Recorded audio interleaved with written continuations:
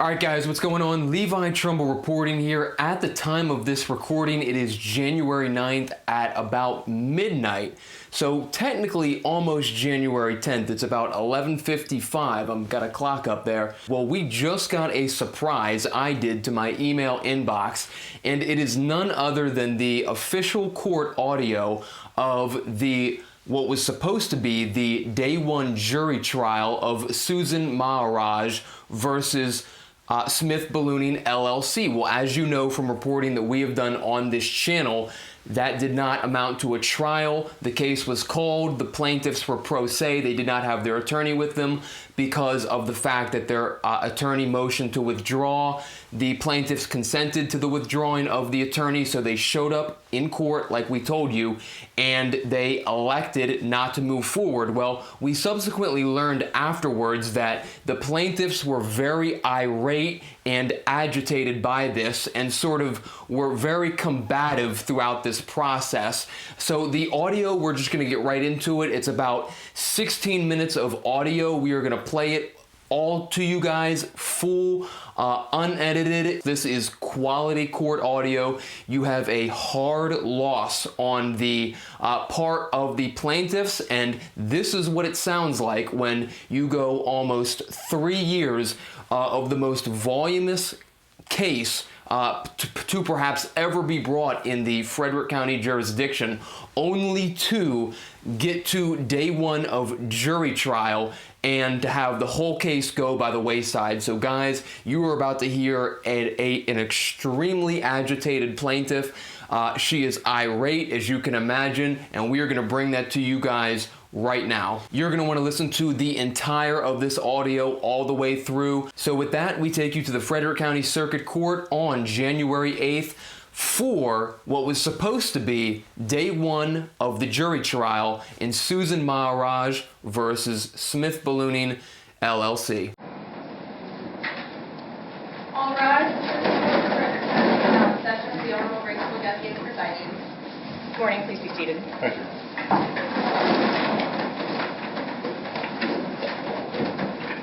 All right, whenever you're ready. Good morning. Would you please identify yourselves for the record? What are your names? Eric Blotter. Susan Maharaj. Good morning. Good morning, Your Honor. Robert Schulte on behalf of Smith Ballooning LLC. Good morning, Your Honor. Stephen J. Corrado on behalf of Patrick Smith, the defendant. Good morning. Good morning, Your Honor. Patrick Smith. All right. Good morning. Give me a moment to get my computer back up. All right. I have passed out voir dire. Does anybody have any comments on voir dire before we bring the jury in for selection? Excuse me, I could not hear what you said. I said you have voir dire in front of you, so it's these. You each got a copy of it. Did you have any objections or comments on voir dire before we bring the jury in and I go through the questioning? Okay, I'm here to, so may I address the court? Sure.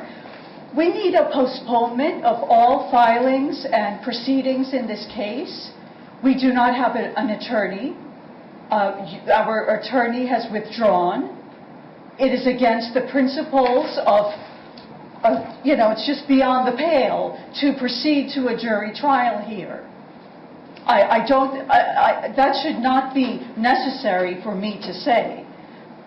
We've been unconditionally prejudiced already. I can't imagine you are forcing people that do not have an attorney, that are being represented. We're not even representing ourselves pro se. We are not, we've never entered that notice for the court to say, hey, we're making our appearance pro se. Okay? We have no education, nor training, nor experience as attorneys. Even attorneys that litigate do not necessarily have the ability to put on a 5-day jury trial. So, what you just said is beyond the pale, that you think we can proceed to a jury trial. It's beyond an abuse of discretion. Okay, this has never before happened, I'm quite sure, I'm not an attorney, in Maryland, in the history of Maryland. You're forcing two people that has had their lawyer withdrawn to conduct a jury trial. I mean, there's no question that it just cannot go forward. And in fact, what we're here to do is to say that the standard 15 days that we get to retain and, to search for and obtain and retain a new attorney is not enough in this case, because that's just a standard 15 days. That's if, there was a hearing, the next step was a 15-minute DWI hearing. Maybe that 15 days would be adequate. So in this case, as in what I outlined in my motion for reconsideration of what you denied for the continuance, I requested a 45 to 60 days. I understand that was denied, but I want you to know that I didn't pull that 45 to 60 days out of the hat. I've been very diligent in trying to locate other attorneys, and that's the number that they told me that, given the complexity of this case, it's a very large case, it's been going on for quite some time, there's been so many motions, and, it's just not something that they can get into, certainly not in any reasonable amount of time, like a standard amount of time, like 15 days. So that's the number that they quoted me. Hey, I can't even entertain, being retained by you for 45 or 60 days, and then I need that time to get up to speed. So that's why I put that forward. So I don't think that's at all unreasonable given, the next step in this case, which is supposed to be a jury trial. Okay, thank you. Dr. Blatter, did you want to add anything? I just want to sort of reiterate, that we understand that the continuance was denied, and we're requesting, in addition to the 15 days before we'd start proceedings again, if we could have any amount of more time, to make this easier. It is a big case. It's not easy to find an attorney, but to have, any amount of time at your discretion before we start selecting juries, and, we have no idea of how to, go about doing any of that.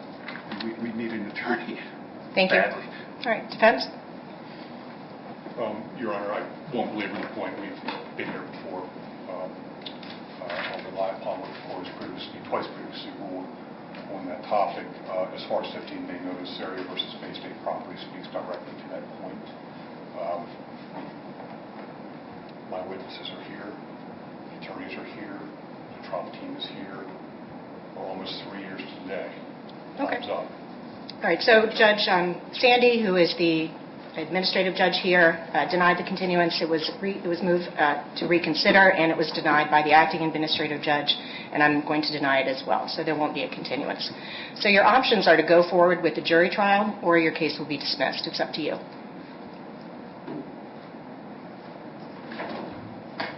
Okay, this is Dr. Maharaj again. We most certainly cannot go forward with the jury trial. We reserve all our rights. We do not think that there is grounds to dismiss the case. The proper thing to do, we have a notice from the court saying that we get 15 days to have another attorney enter his or her appearance.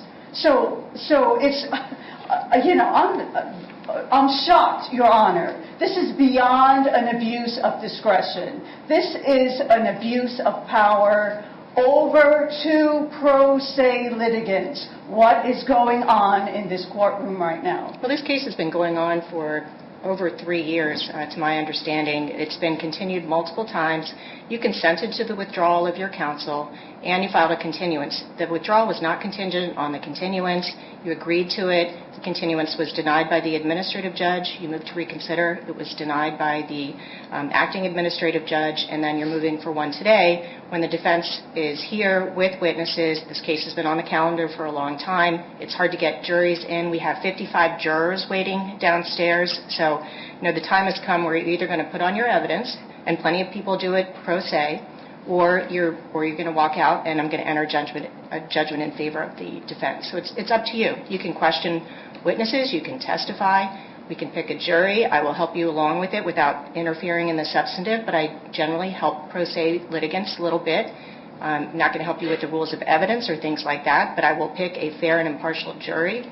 I've laid out voir dire that I drafted. I did not take the defenses. I did not take the plaintiffs. It's fair, it's impartial, and it will help us pick a fair and impartial jury.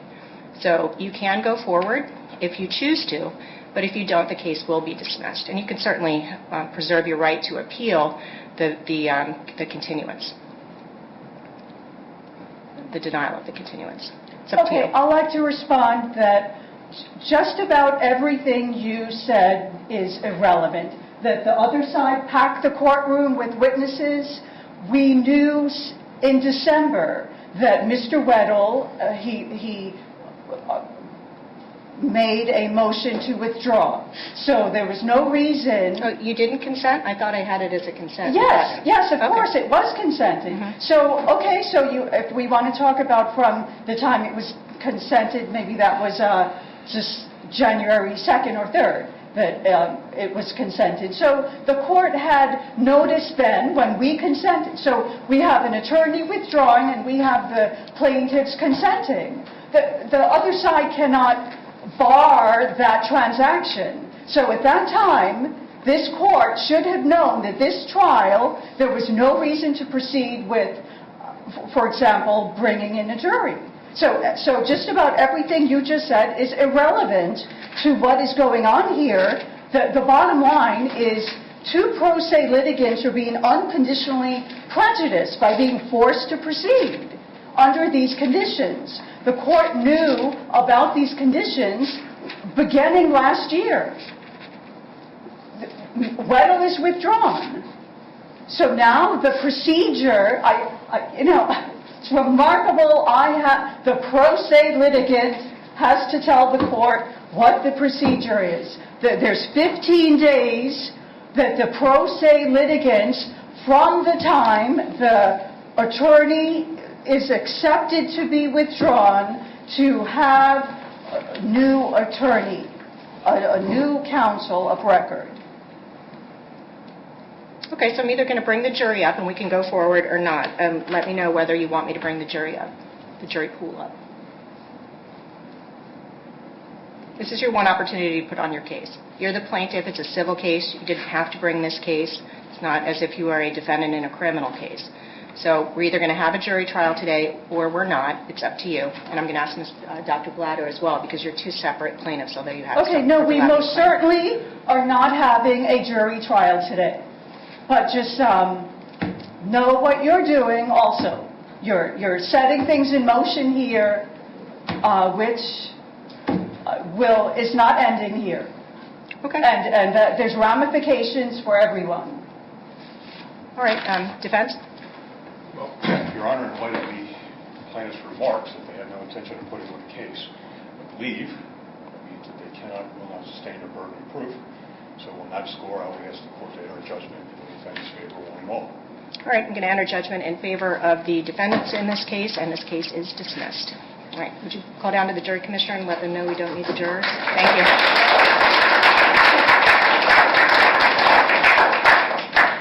Your Honor, one other thing. Steve brought on behalf of Patrick Smith.